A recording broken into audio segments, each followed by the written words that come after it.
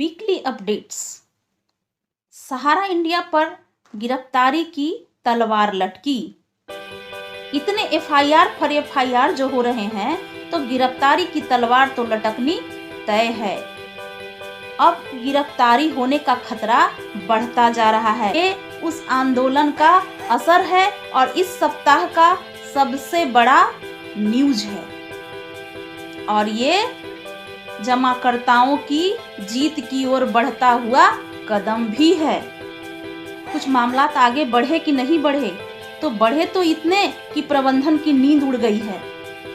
सहारा India की सारी activity बंद हो गई और ध्यान इसी पे चला गया कि इससे कैसे निकला जाए, इससे कैसे निपटा जाए। कहीं प्रधानमंत्री जी से मिलने का समय लिया जा रहा है, ये भी खबर आ रही है, और कहीं ये भी हो रहा है कि अब इसको कैसे या तो रोका जाए या निदान निकाला जाए।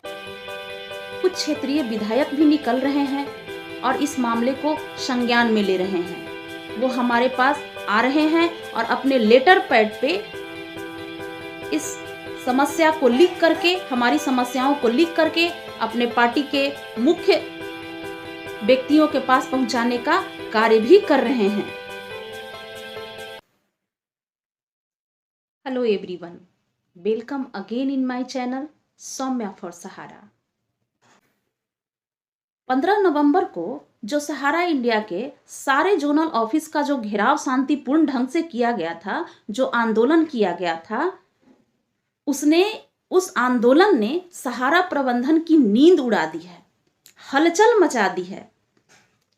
पूरा सहारा प्रबंधन इस निपटारे में लगा हुआ है कि इस आंदोलन का क्या उपाय निकाला जाए, कैसे इस मामले को हैंडल किया जाए, कैसे इस आंदोलन को रोका जाए। वकीलों के पैनल पे पैनल बुलाए जा रहे हैं, उनसे राय मशविरा किया जा रहा है कि इस समस्या का कोई हल निकले। माननीय प्रधानमंत्री मोदी जी से भी मिलने का समय लेने का प्रयास किया जा रहा है ताकि उनके द्वारा भी कुछ इस समस्या के समाधान में सहयोग किया जा सके। अब बात यह है कि कंपनी इतना कुछ कर रही है तो भुगतान क्यों नहीं कर दे रही? सीधे सीधे जमाकर्ताओं का भुगतान ही कर दे तो ये सारा बखेड़ा ही खड़ा ना हो। लेकिन बात यहाँ पे ये आती है, ये बात विश्वसनीय सूत्रों से पता चला है कि सहारा इंडिया के पास अभी लिक्विड कैश का काफी अभाव है। अभी उसके पास लिक्विड कैश नहीं है, चूंकि भुगतान देने के लिए तो पैसा लगता है, पैसा ही चाहिए, पैसा ही निदान है, और अभी पैसे का कंपनी के पास अभाव है। पहले तो 15,000 करोड़ रुपया कैश ही सेबी में जमा किया गया है। सेबी के अकाउंट में जो जमा है वो कैश ही जमा है। दूसरा, सहारा इंडिया के द्वारा विदेशों में इन्वेस्टमेंट किया जा रहा है। 2010 में लंदन में ग्रॉसवेनर हाउस खरीदा गया था। 2012 में न्यूयॉर्क में होटल प्लाजा खरीदा गया था, वहां हम जमाकर्ताओं का पैसा इन्वेस्ट हुआ था। और तीसरा सबसे बड़ा जो इन्वेस्टमेंट है वो है मैसेडोनिया में।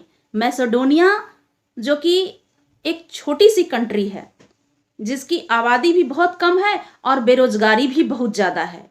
वहाँ की सरकार जो है कि इन्वेस्टमेंट करने के लिए, इन्वेस्टर के लिए लालायित रहती है कि कोई हमारे यहाँ इन्वेस्ट करे। तो सहारा इंडिया जो है हम लोगों का पैसा वहाँ के इंफ्रास्ट्रक्चर के विकास में लगा रही है। मैसेडोनिया सरकार के द्वारा सुब्रत राय, स्वप्ना राय, उनके दोनों बेटे सुशांतो राय, सीमांतो राय एवं उनकी दोनों बहुओं, सबको वहाँ का नागरिकता दिया गया है। तो वहाँ का नागरिकता इनको ऐसे नहीं मिला है, इन्होंने हमारा जमा धन सारा वहाँ मैसेडोनिया के इंफ्रास्ट्रक्चर के विकास में लगा दिया है। हम लोग यहाँ अपने पैसे के लिए दर दर भटक रहे हैं और हमारा पैसा विदेशों में इन्वेस्ट हो रहा है, विदेशों में लग रहा है, वहाँ काम किया जा रहा है और यहाँ हमें परेशान किया जा रहा है। कहा तो ये भी जा रहा है, बातें तो ये भी हो रही है कि मैसेडोनिया में सहारा इंडिया जो है वो सेकेंड गवर्नमेंट का काम कर रही है। गवर्नमेंट के पैरेलल सरकार चल रही है इनकी। इन्होंने इतना इन्वेस्टमेंट कर दिया है कि इनकी वहाँ जो मान है, वहाँ जो शान है, वो गवर्नमेंट के पैरेलल में है। इसके अलावा अपने देश में भी काफ़ी संपत्ति है जिसको ये बेच के देना नहीं चाह रहे हैं। तो अब इस आंदोलन के बाद उम्मीद है कि इसी दिसंबर माह में कुछ रिजल्ट आ जाएगा। अब ये जो रिजल्ट होगा, जो रास्ता निकालेगी कंपनी, वो सही में भुगतान के लिए निकालेगी कि फिर से जमाकर्ताओं को फंसाने के लिए, या कोई साजिश रचेगी, जमाकर्ताओं को फंसाने के लिए कोई साजिश रचेगी, ये तो समय के साथ पता चल ही जाएगा। अब बारी है आपके द्वारा पूछे गए सवाल की, कि मेरे एक वीडियो में बताया गया था कि 14 नवंबर को भुगतान पे सुनवाई होगी, और दूसरे वीडियो में बताया गया कि भुगतान पर सुनवाई तो हो चुकी है, कोई सुनवाई होनी ही नहीं है। तो ये दोनों बातें आपस में विरोधाभासी हैं। ये सवाल पैदा करते हैं कि क्या वो बात सही थी कि 14 नवंबर को सुनवाई होनी है, या आप कह रही हैं कि सुनवाई तो हो चुकी, क्या केस है, क्या सुनवाई होगा। तो दोनों बातें सही है। सहारा इंडिया ने मामले को इतना उलझा दिया है कि यह सीधी से समझ में आने वाली बात नहीं है। अब क्या हुआ, 24,000 करोड़ देने की जो बात थी, उसमें 15,000 करोड़ देके ये सेबी पे इल्जाम लगाने लगे। सेबी और सहारा दोनों आपस में लड़ने लगे। सेबी सहारा पे इल्जाम लगाने लगा, सहारा सेबी पे इल्जाम लगाने लगा। ये जो इल्जाम तराशियां चलती रही दोनों की, दोनों आपस में लड़ते रहे और कोई डिसीजन नहीं हो पाया। न सहारा इंडिया ने रेस्ट पैसा जमा किया, न सेबी ने 138 करोड़ के अलावा कोई भुगतान किया। तो जब दो पक्ष लड़ पड़े हैं, एक डिसीजन को फॉलो नहीं किया गया, तो ये मामला अब सुप्रीम कोर्ट में ही जाएगा। और उसी का डेट ये बार बार पड़ रहा है। जब तक 3 बेंच के जजों का गठन नहीं होगा, ये मामला सुलझेगा नहीं। अब एक दूसरा सवाल ये भी आता है कि सेबी के पास जो पैसा है, तो उसका भुगतान सेबी क्यों नहीं कर रहा है। तो सेबी जिन 2 स्कीम का भुगतान सेबी को करना है, उस स्कीम का पेपर हम लोग के पास है ही नहीं, या 2-4% होंगे भी, लेकिन ना के बराबर हैं, क्योंकि उन स्कीम का तो ट्रांसफर क्यू शॉप में और क्यू शॉप से अदर स्कीम्स में कराया जा चुका है। तो पेपर कहां से आएंगे। तो फिर सेबी भुगतान किस चीज का करेगा। कहानी भुगतान की शुरू हुई थी सुप्रीम कोर्ट से ही, और इतने संघर्षों के बाद भी कहानी वहीं पे जाके अटकी हुई है। तो सुप्रीम कोर्ट इतने बड़े मैटर का, इतने बड़े मामले का संज्ञान क्यों नहीं ले रहा है, क्यों जल्द से जल्द निपटारा नहीं किया जा रहा है।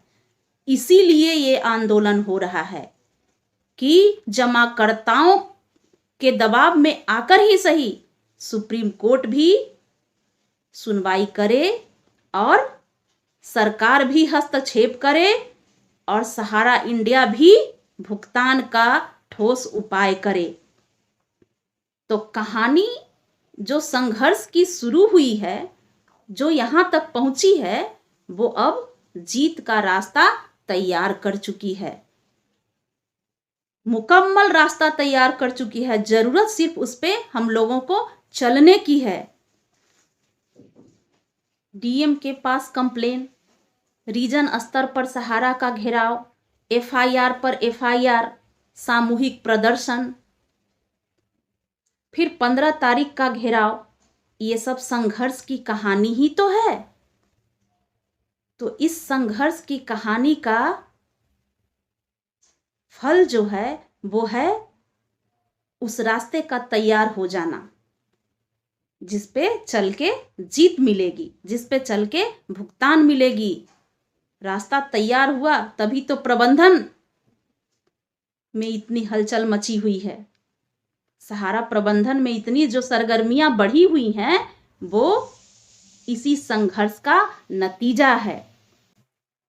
इन्हीं बातों के साथ मैं अपने ब्लॉग को यहीं पे समाप्त कर रही हूँ।